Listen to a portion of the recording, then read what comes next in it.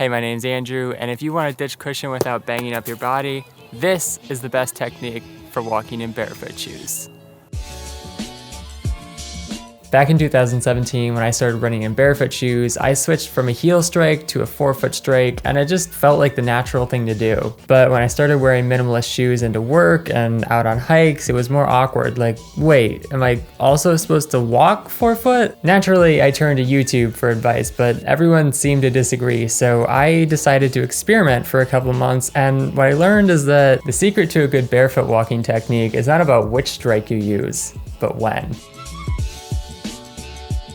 If you stand on your heels, then shift up to your forefoot, which one takes less effort? Your heels, right? That's why heel striking is great for walking long distances at a slower pace. It saves energy. The problem is most people are used to walking with cushion, and when they try barefoot shoes, they tend to clomp around, which sends shock straight up the knees, hips, and back. So here are 3 tips to help with that. For starters, you want to choose a pair of barefoot shoes that are super thin, 3 to 4 millimeters for roads, and 4 to 6 millimeters for trails. Because anything thicker than that starts to get stiff and makes it difficult to feel the ground properly. Second, keep your stride short and your knees slightly bent, because the farther your foot is from your body, the straighter your leg becomes and the more shock travels up your body. Third, focus on slowing your foot down right before it hits the ground, then using your shin muscle and toes to cushion yourself as you gently roll inwards rather than slapping straight down. Initially, heel striking in barefoot shoes can be kind of a challenge because you have to focus on each individual step, but pretty soon it'll become automatic, and that's where forefoot striking comes in.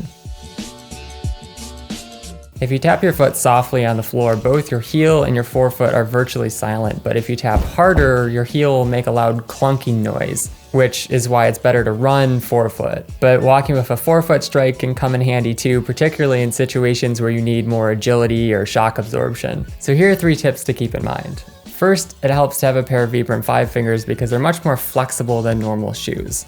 And the separate toes allow your feet to adapt better to uneven terrain. Second, when you're stepping through debris like leaf piles or loose rocks, use your forefoot to feel out the ground before putting your weight down because it's harder to regain your balance once you're flat-footed. Third, when you're going down hills, especially muddy ones, use your forefoot as a brake, and when you're going up hills, make sure to keep your heel low to the ground and pull forward with your hamstrings so you don't overwork your calves and quads. Basically, you could think of forefoot walking like driving stick shift. It takes a little more effort, but it gives you a lot more control. And once you get the basic technique down, you're well on your way to becoming a full zero-drop ninja.